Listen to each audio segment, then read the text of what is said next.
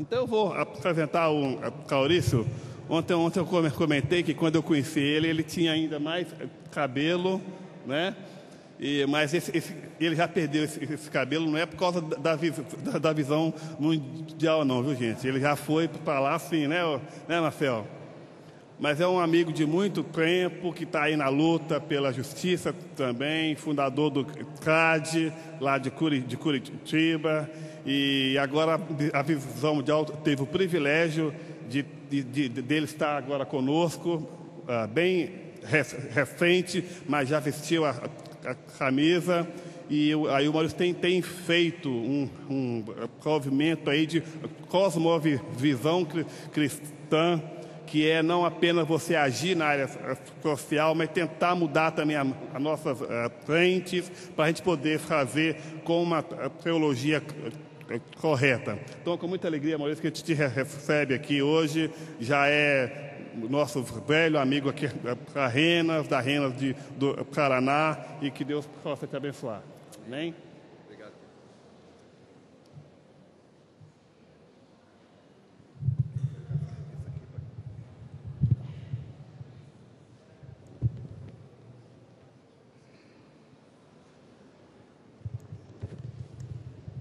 Bom dia, a graça e a paz. Quero falar da minha alegria, do meu privilégio de estar falando num fórum tão especial, tão rico de experiências, com tantas pessoas tão comprometidas com o reino de Deus aqui no Brasil. Eu queria fazer a minha fala focando na questão da igreja, do papel da igreja na obra de transformação social, especialmente igreja enquanto dimensão local mesmo, igreja local, mas puxando também para a temática principal do nosso encontro, que é a questão da justiça, né? Da justiça social e da transformação. E tem um texto que eu gosto muito nas Escrituras, que é quando Jesus encontra os discípulos no caminho de Emaús. É o texto do Evangelho de Lucas, capítulo 24, dos versículos 17 a 19.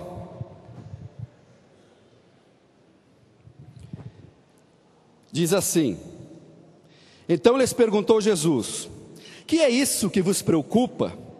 E de que ides tratando à medida que caminhais? E eles pararam entristecidos. Um, porém, chamado Cleopas, respondeu dizendo: És o único, porventura, que tendo estado em Jerusalém, ignoras as ocorrências desses últimos dias? Ele lhes perguntou: Quais? E explicaram o que aconteceu a Jesus, o Nazareno, que era varão profeta, poderoso em obras e palavras, diante de Deus e de todo o povo. Amém. Queria que a gente enchesse aqui a catedral com as nossas vozes, né? E que você repetisse após mim o final do versículo 19, que é a maneira como o discípulo resumiu o ministério de Jesus. Ele definiu Jesus o Nazareno como varão profeta, diga varão profeta, poderoso em obras e em palavras, diante de Deus e de todo o povo. Como deve ser a igreja de Jesus? Como que ela deve ser reconhecida? Interessante que aqui Jesus já tinha cumprido o seu ministério na terra, já havia morrido, já havia ressuscitado.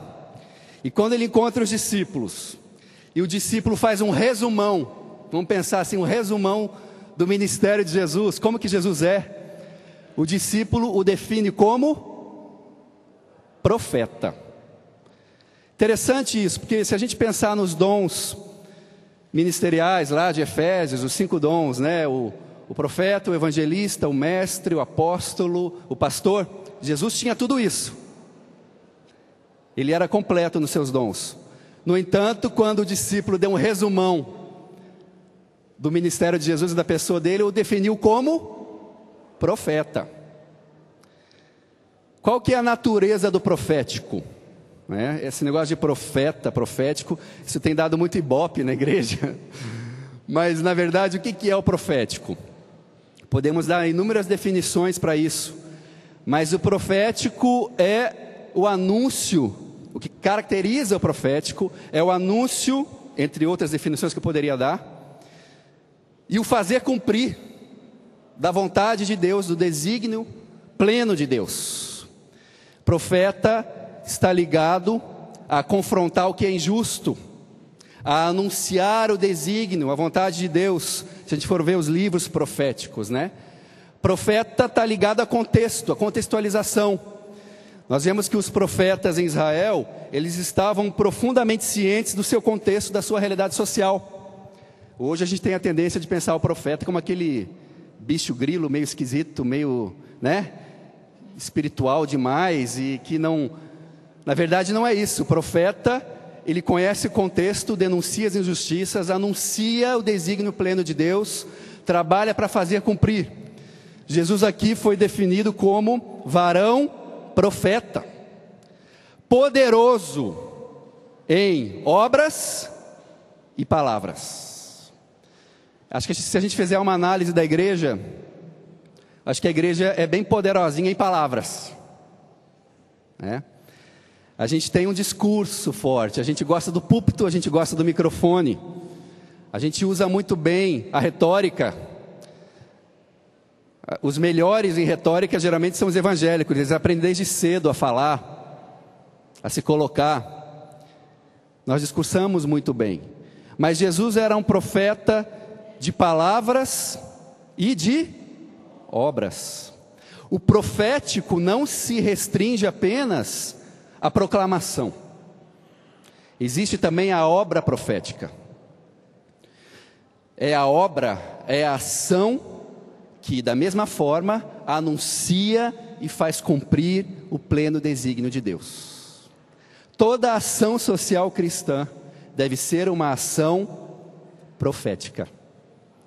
Deve ser uma ação transformadora, que não faz apenas o que está na moda, não faz apenas o que é politicamente correto, faz o que Deus quer que aconteça com o ser humano e com a sua criação. Por isso nós alimentamos os famintos, por isso cobrimos os nus, por isso proclamamos, denunciamos as injustiças, por isso mexemos com a advocacy, por isso falamos de igualdade de gênero, de igualdade racial, por isso somos contra o infanticídio, por isso nós nos posicionamos e agimos de acordo com o desígnio integral e pleno de Deus. A ação social cristã é a ação profética.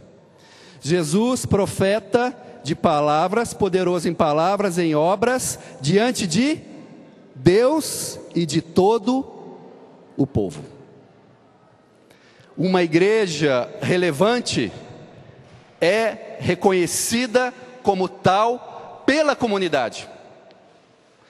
Uma igreja relevante não é legitimada apenas internamente, ela é legitimada pela comunidade. Eu sei que não é o nosso público principal aqui, mas quando eu falo para pastores e líderes, geralmente falo para pastores, eu pergunto: se a sua igreja, no estalar de dedos, desaparecesse da comunidade onde ela está inserida, o que a comunidade ia achar disso?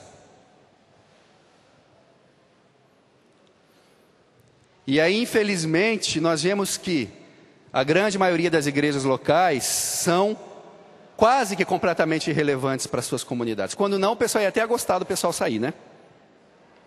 E não é essa a nossa vocação histórica. A vocação histórica da igreja é uma vocação histórica de serviço aos homens e mulheres, de serviço comunitário em nome de Deus, de transformação, de influência. Igreja profética, poderosa em obras e em palavras, diante de Deus e de todo o povo. Esse é o nosso desafio, igreja. E dentro desse desafio, eu vou falar mais sobre isso, sobre uma igreja relevante, como ser uma igreja relevante. Eu só queria puxar um pouquinho para a temática central, que é a questão da justiça social, da justiça como um todo, e como sermos relevantes nessa temática. A justiça é um tema central nas Escrituras. O reino de Deus, ele se assenta sobre a justiça. Eu fui estudar um pouquinho E eu quis tirar alguns dos fundamentos desse conceito que vem do Velho Testamento. A palavra hebraica para justiça é tzedakah ou tzedek. Está muito presente nas Escrituras. E as leis judaicas, quando Deus estabeleceu um povo e disse como esse povo deveria viver, como essa comunidade deveria viver, tudo se fundamentava nesse princípio de que deveria haver justiça. Deus é o Deus da justiça. Um mendigo em Israel pedia esmolas. Como é que ele pedia esmolas? Ele não ficava, tem peninha de mim, tem misericórdia de mim, pobrezinho. Ele dizia tzedakah, justiça. Interessante, né? Se os nossos mendigos aqui do Rio de Janeiro clamassem, em vez de por umas moedinhas, por justiça. Na verdade, é o clamor deles, é a justiça. É o tzedakah de Deus. Deus é assim, né? É o fundamento do seu trono. O trono dele não se estabelece sem justiça e sem misericórdia. A gente pode sapatear, a gente pode declarar, a gente pode fazer o que quiser, mas o trono dele se estabelece quando a justiça é implantada. O tzedakah.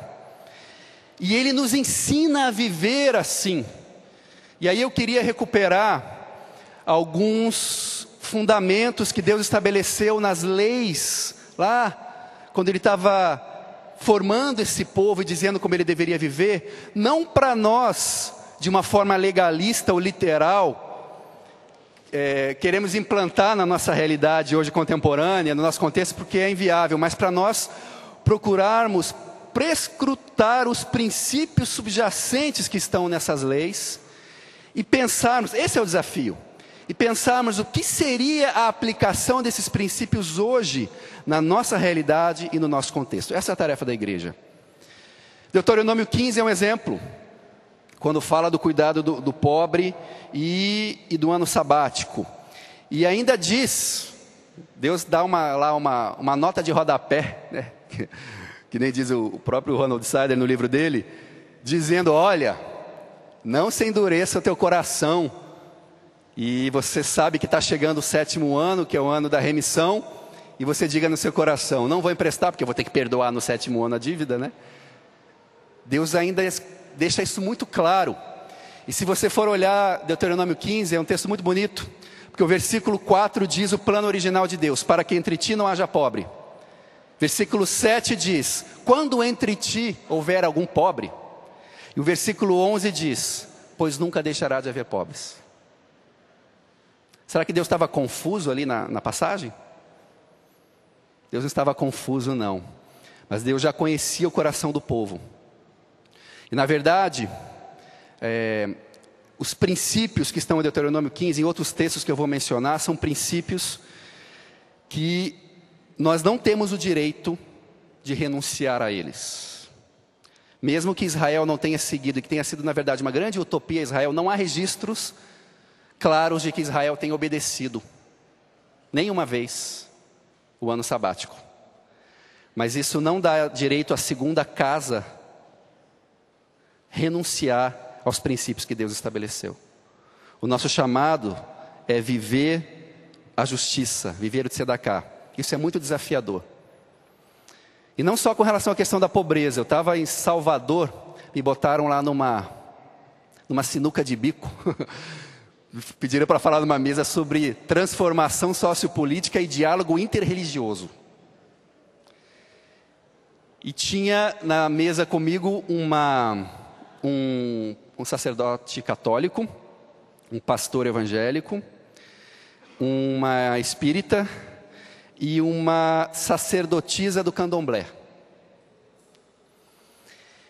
E quem eu mais gostei de conversar e de discutir naquela mesa foi a sacerdotisa do candomblé. Porque ela contou o que ela sofre, né, em termos de discriminação religiosa, a ponto de baterem nela, de invadirem o terreiro dela, de evangélicos, ditos evangélicos, né, coloco aspas nisso, entrarem no terreiro, baterem, destruírem tudo, agressão verbal ela ouve o tempo todo, numa dessas incursões, bateram nela, a mãe dela teve um infarto e veio a falecer. O que é a justiça de Deus nesse caso? O que seria o tzedaká de Deus? Deus estaria do lado de quem na implantação da justiça? De fato, a justiça deu um ganho de causa para ela, e os evangélicos que fizeram isso com ela terão que pagar 120 mil reais de indenização, Ministério Público. O conceito de tzedaká vai muito além das nossas estruturas religiosas, né? E vai muito além dos nossos programas e das nossas religiosidades. Biblicamente, a ajuda aos desfavorecidos não é vista como um ato de bondade, senão como uma obrigação ética. Ou seja, não é opção. Eu acho que a gente perdeu um pouquinho isso quando a gente distorce um pouco o conceito de caridade cristã. Caridade cristã é mais ou menos aquela coisa que se eu tiver afim, eu faço. Se alguém conseguir me sensibilizar, se alguém conseguir me fazer chorar, se naquele dia eu estiver de bom humor, ou se eu sentir alguma coisa, eu faço. Interessante que biblicamente não é assim. Isso era lei em Israel. Não era um mero ato de bondade. Deveria ser cumprido. Quer a gente sinta isso ou não sinta. Quer eu esteja sensibilizado ou não. A estrutura organizacional, como aquela comunidade deveria se organizar, era baseada nesses princípios de tzedaká, de justiça. E o não cumprimento dessas obrigações é considerado no texto bíblico como de extrema gravidade. E aí a gente usa muito o texto de Ezequiel 16:49, onde o profeta explicita o pecado de Sodoma, que a gente costuma atribuir aos pecados da sexualidade, que com certeza também havia essas confusões lá em Sodoma, mas o profeta diz que o pecado de Sodoma foi não cuidar do pobre e do necessitado da terra. Isso está claramente em Ezequiel 16:49. A fé cristã exige então um compromisso com o outro e com a ação. A compaixão bíblica não tem nada a ver com sentir dó. E não tem nada a ver com sentimento. A compaixão bíblica, a justiça, sempre está relacionada à ação. Porque Deus agiu em nosso favor. Vocês já pensaram se Deus ficasse olhando a nossa situação lá do céu, morrendo de compaixão de nós e não tivesse feito nada? Mas Deus foi tão prático que Ele encarnou. Não poderia ter sido mais prático e concreto do que isso. Ou seja, Deus elabora projetos. E Deus executa projetos. E Deus avalia projetos. Que Ele falou, está consumado. Avaliou, cumpriu as metas do projeto redentor dele. Deus é prático. E às vezes a gente quer ser mais espiritual que Deus. A compaixão cristã sempre tem que acarretar em ações concretas, ações práticas de justiça e transformação. Aqui eu não vou me aprofundar, mas citando alguns desses princípios, dessas leis, dos quais a gente pode tirar princípios subjacentes. Um é o ano sabático. Qual que é o princípio subjacente? Que todos tivessem a chance de recomeçar em igualdade de oportunidades.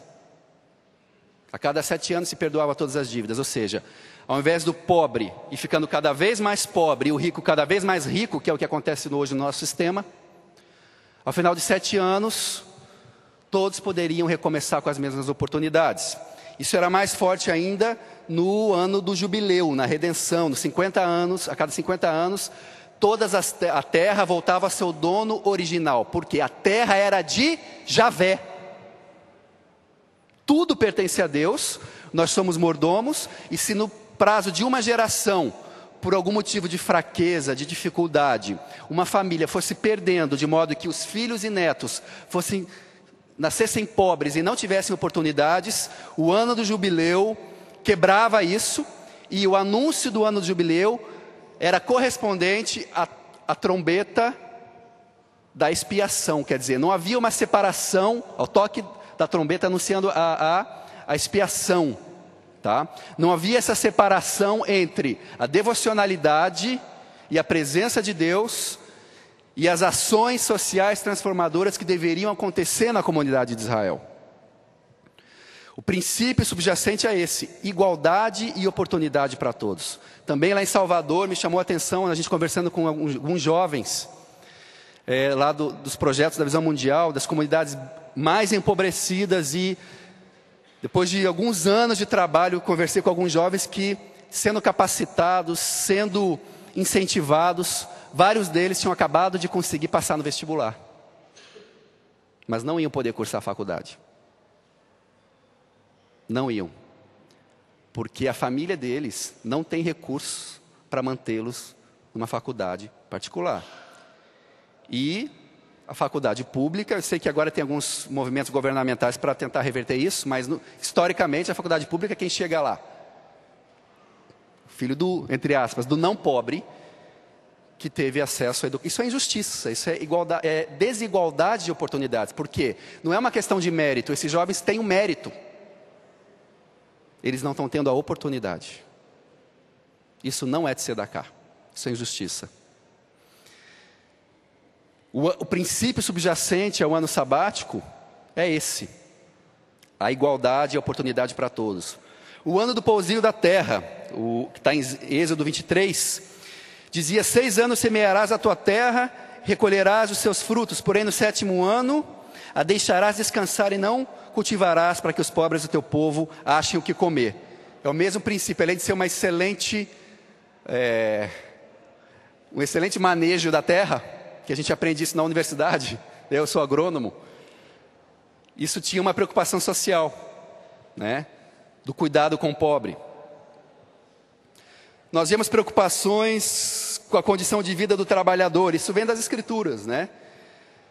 Não oprimirás o jornaleiro pobre e necessitado, seja ele teu irmão ou estrangeiro que está na sua cidade. No seu dia lhe darás o seu salário antes do pôr do sol. A pressa é de quem está pagando. Antes do pôr do sol, porquanto é pobre e disso depende a sua vida. Nós podemos ir tirando vários princípios de justiça que estavam subjacentes às leis. A questão da proteção ao consumidor, as medidas certas, o preço justo também era uma questão de justiça. Veja que interessante: na tua bolsa não terás pesos diversos, nem grande nem pequeno, um grande ou um pequeno. Na tua casa não terás 2 sortes de efa, um grande e um pequeno. Terás peso integral e justo. Efa integral e justo. Por quê? O que é medir e pesar com injustiça na relação econômica ou na relação com outro ser humano? Porque a abominação ao Senhor teu Deus todo aquele que pratica tal injustiça. É você ir na feira, comprar 1 quilo de tomate, mas levar 900 gramas, porque tem pezinho falso de 100 gramas. A palavrinha bíblica para isso chama-se abominação. Porque fere a tzedakah, a justiça que é a própria essência da natureza de Deus. É tirar vantagem em cima de alguém. Vamos vendo os princípios e como a gente aplica esses princípios na nossa vida cotidiana, na nossa igreja e nos nossos projetos. Apoio aos pobres. Se o teu irmão empobrecer e as suas forças decaírem, então sustentá-lo-ás. Não receberás dele juro nem ganho. Teme, porém, ao teu Deus, para que teu irmão viva contigo. Em algumas outras passagens, Deus lembra o povo de que, diz assim, lembra que vocês foram escravos no Egito, e eu tirei vocês de lá. Falando em termos de igreja, não é opção para uma igreja que é séria acerca do reino de Deus, o cuidado com o pobre, principalmente num contexto como o nosso. Não é uma questão, vou orar para ver se eu tenho essa vocação. Ah, tá, eu vou ver se a gente tem esse chamado, se é o nosso perfil. Eu entendo que não é opção, porque isto é uma questão central nas Escrituras, tá? Em tudo isso, Deus estava formando no povo de Deus a educação do coração. O coração do povo deveria ser educado para a solidariedade. Nosso coração precisa ser educado para isso. As nossas igrejas precisam ser educadas nesse sentido. É um treinamento. Não é os pobres que precisam ser educados, não. A gente que precisa ser educado para a solidariedade. Aliás, uma coisa que me chamou muita atenção foi uma visita que eu fiz a um projeto de cuidado aos pobres lá na China. E a líder desse projeto, a Jackie Pullinger, por ser inglesa, está na China há muitos anos, ela sempre recebia os voluntários da Europa. E às vezes os voluntários chegam com essa atitude que é a nossa atitude algumas vezes, dizendo assim, olha, eu vim aqui, olha como eu sou bom, é mais ou menos assim, né? Olha como eu sou legal, eu vim aqui servir vocês, pobres, né? Puxa, eu espero que eu seja muito bem-vindo, porque ai de vocês se não fosse eu, né? Às vezes nossos projetos têm essa mentalidade, vamos cuidar com isso. E eu me lembro a Jackie Pullinger botando eles bem bonitinhos, sentadinhos assim, na primeira reunião e falando, olha, se vocês pensam que vocês estão aqui porque Deus tem misericórdia dos pobres, vocês estão muito enganados. Vocês estão aqui porque Deus tem muita misericórdia de vocês. Porque vocês precisam desesperadamente desses pobres. Vocês nem sabem quanto que vocês estão precisando de ajuda deles. É uma boa maneira de ser recepcionado na missão, né? Do projeto como voluntário. Quem sabe a gente precisa um pouquinho disso, falar isso para os nossos voluntários, falar isso olhando no espelho, né? E depois que a gente tiver feito tudo, ainda dizer, servo inútil sou, porque eu só fiz aquilo que era minha obrigação. Quando você tiver com essa atitude, você está no lugar mais tranquilo, mais seguro para você estar. Qualquer coisa fora disso, achar que está fazendo muito, achar que é perigoso para o teu coração. É muito perigoso. E obedecer esses princípios educa o nosso coração para a solidariedade. Outro princípio, outra lei, né? Eram as oliveiras, os bagos de vinha e as espigas, que está em Levítico e Deuteronômio. Resumindo, dizia assim o texto de Levítico, por exemplo, não rebuscarás a tua vinha, nem colherás os bagos caídos na tua vinha, deixá-los-ás ao pobre e ao estrangeiro. Era um princípio que eu não pegava tudo para mim, não. Eu deixava, eu abria mão, eu renunciava, tá? A uma parte para o menos favorecido. Interessante que provavelmente foi a obediência a esta lei que salvou Ruth e Noemi. Quando elas estavam quase morrendo de fome. A avó do rei Davi foi salva por esta lei. Interessante. Um princípio aplicado que mudou a história de uma nação. Vida plena para aquele que pratica a justiça. A nossa relação, essa nossa relação de construir justiça, de vivenciar isso, de conhecer isso, nós vamos ser abençoados e é uma relação de mutualidade. É uma relação de aprendizado também. E aí tem muitos exemplos disso. A Madre Teresa de Calcutá é o grande exemplo, quando perguntavam para ela como que ela tinha forças e coragem, enfim, para servir aos mais pobres entre os pobres. E ela fazia aquilo porque ela conseguia ter um relacionamento de mutualidade. Ou seja, ela diz, eu faço para eles como se estivesse fazendo para o próprio Jesus. Isso é bíblico. E mais que isso, tem uma dimensão de quem Jesus é, de quem Deus é, segundo Mateus 25, que você só vai conhecer nisso. Porque é nessa relação que Deus acontece. É nessa relação que Deus se manifesta. É nessa prática da justiça que Ele se revela. E eu encontro a vida abundante que Ele quer me dar.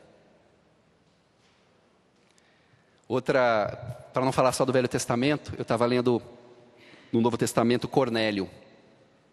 Texto lindo da Bíblia, quando Cornélio, aparece um anjo a Cornélio, você pode ver lá em Atos 10, aparece um anjo e diz, Cornélio, não temas, né?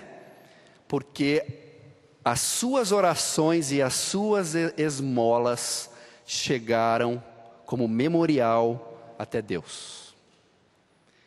E é interessante que a melhor tradução para as suas esmolas seria, na verdade, as suas justiças.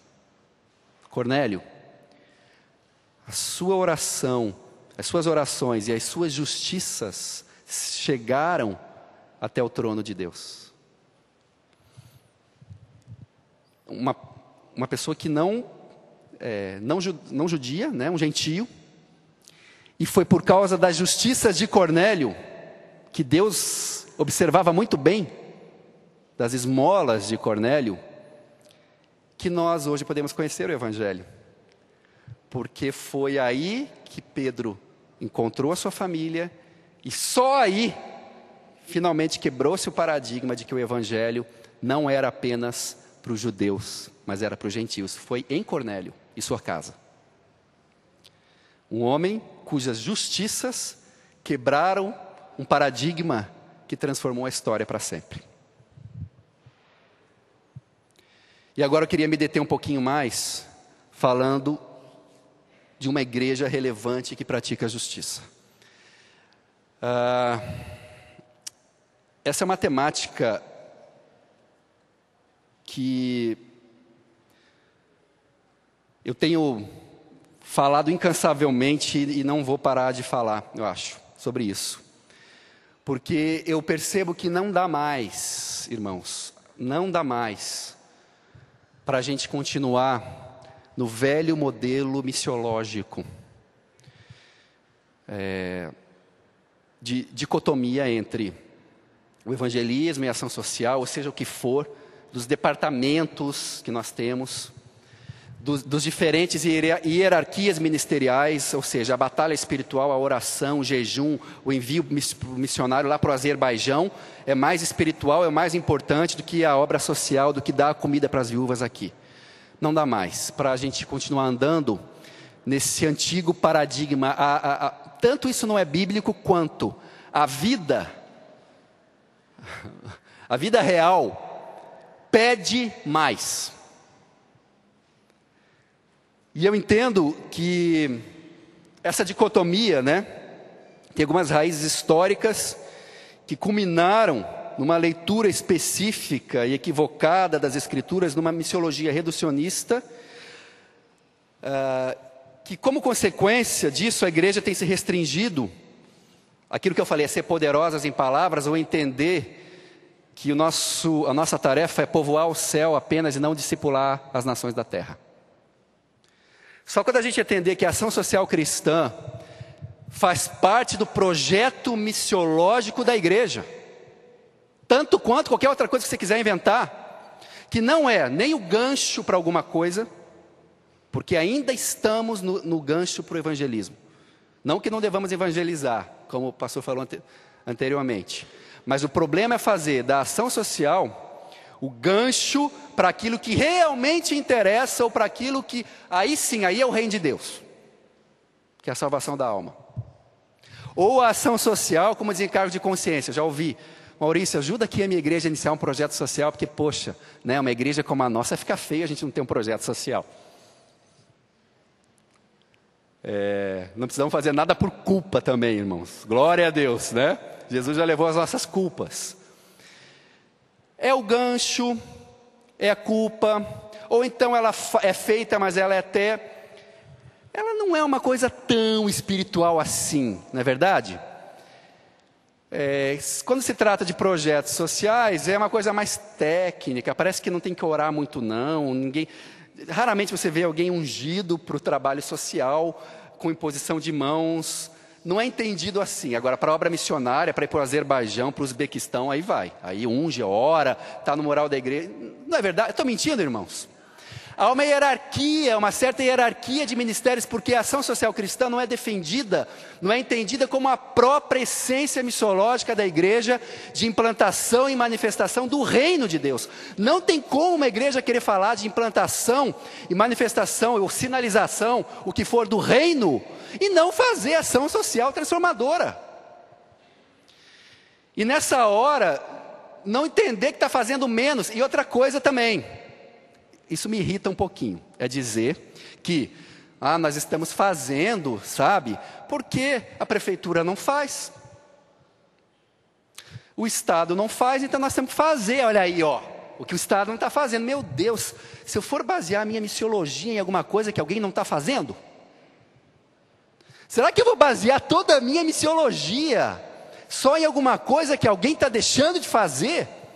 E com isso, de forma alguma, nós não estamos desresponsabilizando o Estado, ele tem o seu papel, mas a ação social cristã, ela vai muito além disso, dessa leitura. Ela é uma ação profética e transformadora. Ela tem uma peculiaridade, ela tem uma forma específica de intervenção. Ela é a visão de mundo cristã, bato muito nisso, aplicada em todos os aspectos da vida comunitária. Uma das dimensões de uma vida comunitária, da vida social, é o Estado. Mas nós temos muitas outras. Nós temos a arte, nós temos a ciência, nós temos a esfera da fé, a esfera pística, nós temos a esfera da economia, das relações econômicas, nós temos a esfera da família, da ética, das relações familiares. E a ação social cristã, essa ação transformadora, ela tem aplicabilidade em todas as esferas e dimensões da vida social. Senão eu não posso crer no Evangelho integral. E mais, senão como eu crerei que Deus é Senhor de todas as coisas? E como eu crerei que Ele é o Criador de todas as coisas? Se Deus é o Criador de todas as coisas, a verdade dEle tem aplicabilidade em todas as áreas da vida, em todas as dimensões da vida. O Estado é uma das dimensões da vida social. A igreja irrelevante é aquela igreja em que não há serviço comunitário, é voltada para si. As manifestações de compromisso público e posicionamentos institucionais são apenas no sentido de defender os seus próprios interesses e não envolvem a sociedade como um todo, nem a denúncia de injustiças. É a igreja onde os ministérios são desenhados para manter as estruturas da igreja e fazer com que eles funcionem bem, mas com pouca repercussão comunitária. É uma igreja onde a expressão vocacional dos membros é consumida internamente nos ministérios eclesiásticos. Quase não há espaço para uma militância social e um engajamento transformacional no nível da sociedade. Quando muito são iniciativas individuais dos membros, pulverizadas e com pouco impacto efetivo. Uma igreja irrelevante, a igreja de posicionamento e ações de cunho social, são considerados menos importantes ou secundários, muitas vezes tolerados ou não empoderados pelas lideranças, e quando existem, são desconectados do sentido da missão da própria igreja, o cerne e sentido da sua existência. É uma igreja irrelevante, é uma igreja onde o testemunho social, como eu falei, as obras de serviço são vistos como gancho para o que realmente interessa. O resultado dessa incompreensão acerca da integralidade da mensagem evangélica gera uma série de consequências, como projetos com resultados fracos. É aquela classe de alfabetização de adultos, onde de 10 adultos, ninguém aprendeu a ler e escrever nada, mas 9 se converteram. E a igreja considera um êxito. Será que isso é de tzedaká? Pouca qualificação, pouco investimento técnico de excelência nesse tipo de ministério, tá? Equívocos na condução e avaliação dos programas, manipulação da comunidade, acontece muito, falta de prioridade estratégica e orçamentária. Ao contrário disso, uma igreja relevante é uma igreja ativa, atenta, serva, contextualizada, corajosa, encarnada, que busca excelência. Como que eu faço isso? O caminho para isso. Cabe a cada comunidade de fé, cada liderança que esteja seriamente comprometida com a sinalização do reino, perguntar. Tem que fazer algumas perguntas e tem que lançar alguns questionamentos internos. E eu vou falar agora aqui rapidinho. Em meu contexto e em minha geração, quais são as questões que precisam ser enfrentadas e denunciadas e que ferem a santidade de Deus? A gente não precisa mais falar que a salvação é pela fé, pela graça mediante a fé no meio evangélico. Isso era da época de Lutero, a gente já entendeu. Agora, no meu contexto, com uma igreja do Rio de Janeiro, para falar no Rio de Janeiro, onde nós estamos, qual é o grande lance do meu tempo, da minha geração e do meu contexto? Esse é o desafio, porque as questões da salvação pela graça, era da geração de Lutero. Agora a nossa geração tem outras questões. Vamos pensar, o que uma igreja relevante confronta isso. O que significa ser sal e luz nesse contexto? Quais são as questões que quebrantam o coração de Deus? Quais as injustiças sociais e estruturais que contrariam a sua vontade? Quais são as principais necessidades do povo a quem fomos chamados a servir? Quais valores comunitários e culturais precisam ser afirmados? Quais contrariam a cosmovisão, a visão de mundo cristã e precisamos atuar para transformar? O que precisa e o que não precisa ser transformado? Quais seriam os possíveis programas e projetos da igreja que, indo muito além do que é politicamente correto, manifestariam uma intervenção a partir de uma cosmovisão cristã em determinadas esferas da vida social? Eu vou tentar concluir aqui, tinha muita coisa para falar ainda, mas o nosso chamado é não fazer as coisas do jeito certo, mas fazer a coisa certa. Isso é diferente. O que é para eu fazer na minha comunidade, no meu contexto? Nós fomos fazer um trabalho de consultoria numa cidade, para que uma igreja queria implantar um projeto, e nessa cidade tinha asfalto, tinha creche para todo mundo, tinha dentista para todo mundo, não tinha problema. Eu falei, o que eu vim fazer aqui? Né? Mas o índice de suicídio entre jovens era 10 vezes maior que a média nacional. Então eu não tenho que fazer sopa. Eu tenho que confrontar essa questão com a minha intervenção. Quem tem que fazer essa leitura? A igreja tem que discernir isso no seu contexto. Isso é uma igreja relevante. Por isso que não tem pacote, não tem franquia no campo do desenvolvimento social.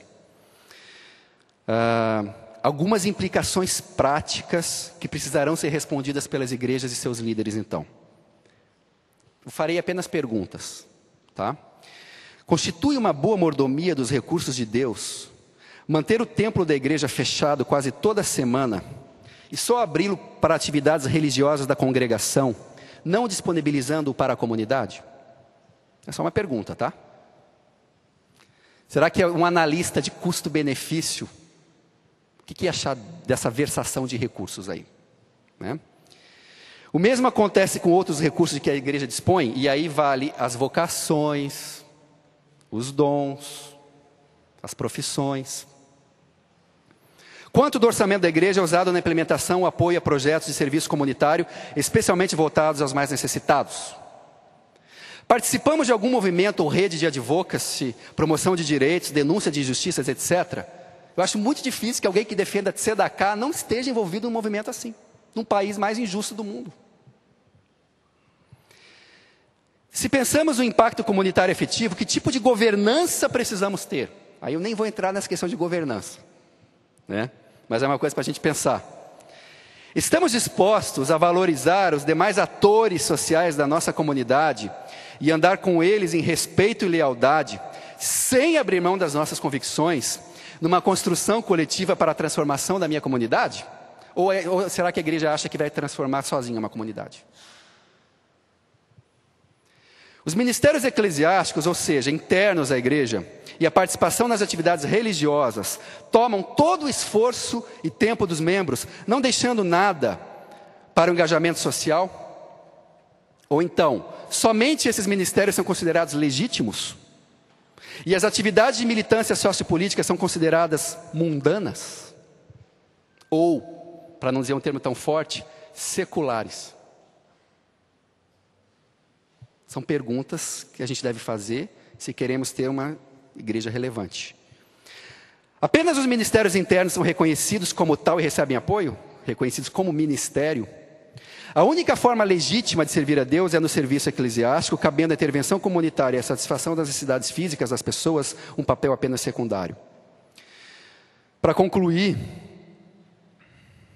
a igreja é um celeiro, uma grande depositária de vocações, talentos, recursos e potenciais. E nesse sentido, o papel da liderança, na minha visão, para uma igreja relevante, deve ser o de orientar os membros para o serviço à sociedade, refletindo o nosso chamado como sal e luz. Ou seja, a igreja deve ser uma empoderadora de vocações para a transformação social. E ela não vai conseguir fazer isso sozinha, tá? Vai ser necessário criar pastorais específicas, grupos específicos de apoio aos membros. Por exemplo, temos educadores na igreja.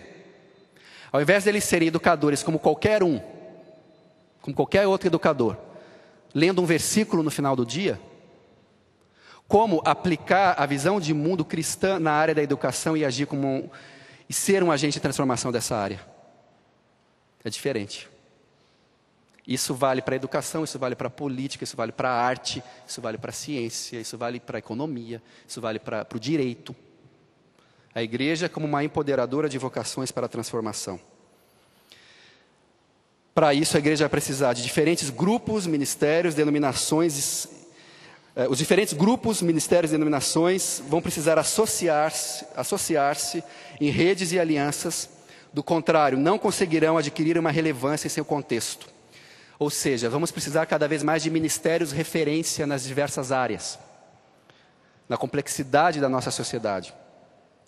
Ministérios de excelência nas áreas da família, artes, educação, formação política, organização comunitária, meio ambiente, gênero, etnia, saúde, prevenção à violência, recuperação, apoio emocional e aconselhamento, etc. Deverão continuar se estabelecendo como estruturas de sodalício, para usar o termo de Ralph Winter, né? As estruturas de sodalício, estruturas da missão redentora de Deus que caminham em interdependência com as igrejas locais, a fim de apoiar as igrejas locais na sua tarefa de missão redentora. Por fim, uma relevância interna não é suficiente. Espelhando-nos em Jesus, devemos procurar o testemunho externo ao grupo, grande legitimador da nossa mensagem profética de redenção, partindo de uma forte vida devocional que emerge dos nossos templos, dos nossos quartos secretos, né? Com as portas fechadas, nas nossas casas. O testemunho social da igreja deve invadir as feiras e praças da cidade, o ambiente de trabalho, a escola, a empresa, a universidade. A fé cristã não cabe dentro de 4 paredes. Da mesma forma, nenhum outro movimento pode ter a capilaridade da igreja. Estamos em quase todas as comunidades do país. Esse potencial de alavancagem para a transformação social não pode ser desperdiçado.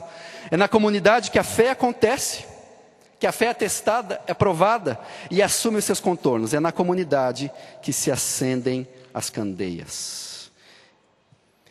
E um belíssimo texto de Apocalipse, quando fala da redenção de todas as coisas, a igreja convidada para as bodas do Cordeiro, nos diz ali que foi dado aos santos se vestirem de linho finíssimo, resplandecente e puro. Mas diz que o linho finíssimo, resplandecente e puro são os atos de justiça dos santos. As nossas vestes naquele dia, Apocalipse 19:8. As nossas vestes naquele dia, de linho finíssimo, resplandecente e puro, serão os nossos atos de tzedaká, de justiça. O que temos feito? Como estaremos vestidos? Então talvez seja a pergunta. Ou do que temos nos vestido? Deus abençoe. Obrigado.